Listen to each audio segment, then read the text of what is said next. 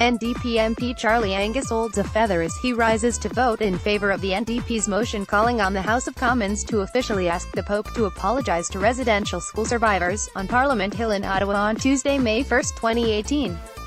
Justin Tang, the Canadian Press Ottawa, members of Parliament on all sides of the House of Commons voted Tuesday to extend a formal invitation to Pope Francis to apologise in person to Indigenous peoples for decades of abuse meted out in residential schools across Canada.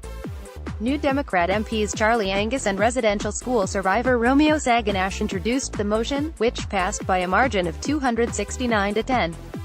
Cheers erupted for both MPs as they stood to vote. Angus held aloft a feather as his vote was acknowledged. "I'm very, very confident that Pope Francis will respond, and I'm hopeful that the Catholic bishops in Canada will hear this message and say, yes, we have come to the table," Angus told a news conference following the vote.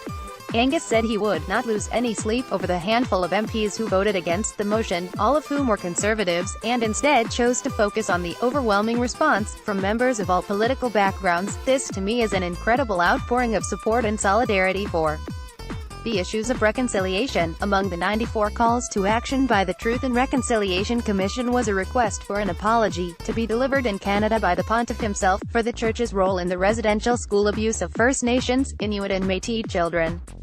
An estimated 150,000 of children were forced to attend the schools, many of which were operated by the Roman Catholic Church.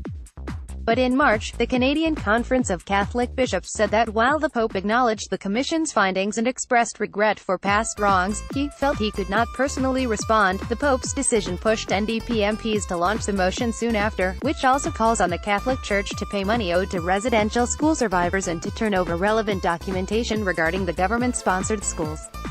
The vote comes 2 weeks after Conservative MP Garnet Genuis opposed a bid for unanimous support for an earlier version of the motion, which urged the bishops to invite Pope Francis to apologize. Last month, the conference described reports of the Pope's decision as misinformation, saying it was the role of Canadian bishops, not the Pontiff, to work towards advancing reconciliation with Indigenous peoples. Northwest Territories Regional Chief Bill Erasmus, who holds the portfolio for residential schools for the Assembly of First Nations, says having the Pope travel to Canada to deliver an in-person apology is a necessary step to right the wrongs of abuse. "Part of the reason people want an apology is to first of all have the Church admit they did harm," Erasmus said. "Then you can forgive them, you can actually accept the apology." Erasmus said both his father and grandfather were residential school survivors, although his father did not live to see the Canadian government's apology in 2008 for its role in running the schools.